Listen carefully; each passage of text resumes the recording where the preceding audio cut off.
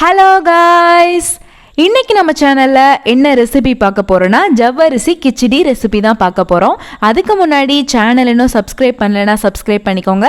வாங்க வீடியோக்குள்ள போகலாம். இந்த ஜவ்வரிசி கிச்சடி ரெசிபி வந்து நிறைய பேர் வீட்டில் பிரேக்ஃபாஸ்ட் ரெசிபியாகவும் செய்வாங்க.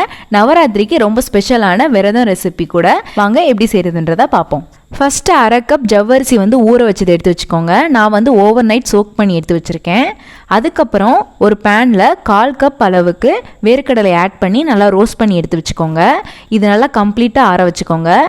ஆற வச்சுட்டு இது நல்லா தோல்லாம் உரிச்சிட்டு நல்லா கொரப்பாக அரைச்சி எடுத்துக்கலாம். நீங்கள் வந்து ஜவ்வரிசி வந்து ஓவர் நைட் சோக் பண்ணலைன்னா ஒரு 4 மணி நேரம் 5 மணி நேரம் கூட ஊற வச்சு எடுத்து வச்சுக்கலாம்.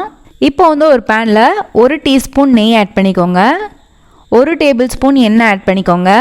அதுக்கப்புறம் வேர்க்கடலை 2 டீஸ்பூன் அளவுக்கு ஆட் பண்ணிவிட்டு நல்லா ரோஸ்ட் பண்ணி தனியாக எடுத்து வச்சுக்கோங்க.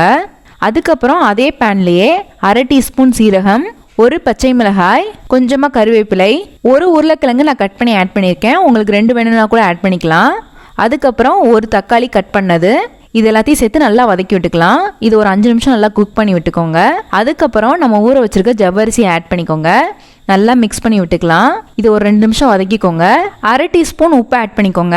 அதுக்கப்புறம் 1/2 டீஸ்பூன் மிளகாய் தூள். நீங்கள் காரம் நிறைய சாப்பிடுவீங்கன்னா 1 டீஸ்பூனுக்கு மேலேயே கூட ஆட் பண்ணிக்கலாம். இப்போ இதை நல்லா மிக்ஸ் பண்ணி விட்டுட்டு ஒரு 5 நிமிஷம் நல்லா குக் பண்ணி எடுத்துக்கலாம். இப்போ வந்து லாஸ்ட்டாக லெமன் ஜூஸ் 1 டீஸ்பூன் ஆட் பண்ணிக்கலாம். லெமன் ஜூஸ் ஆட் பண்ணிவிட்டு இறக்கிருங்க. இப்போ வந்து நம்ம அரைச்சி வச்சுருக்க கடலை பவுடரை வந்து ஆட் பண்ணிக்கலாம். லாஸ்ட்டாக வந்து கொத்தமல்லி ஆட் பண்ணிக்கோங்க. இப்போ வந்து நம்ம ரோஸ்ட் பண்ணி வச்சுருக்க கடலைப்பருப்பை ஆட் பண்ணிக்கலாம். உங்களுக்கு பெப்பர் பவுடர் வேணும்னா கூட பெப்பர் பவுடர் ஆட் பண்ணிக்கலாம். அவ்வளோதான், ரொம்பவே ஈஸியான சிம்பிளான ஜவ்வரிசி கிச்சடி ரெடி ஆயிடுச்சு. இந்த ரெசிபி உங்களுக்கு பிடிச்சிருக்குன்னு நினைக்கிறேன். பிடிச்சிருந்தா லைக் பண்ணுங்கள், ஷேர் பண்ணுங்கள், கமெண்ட் பண்ணுங்கள். மறக்காமல் சேனலை சப்ஸ்கிரைப் பண்ணுங்கள். இன்னொரு வீடியோவில் பார்க்குறேன். பாய்.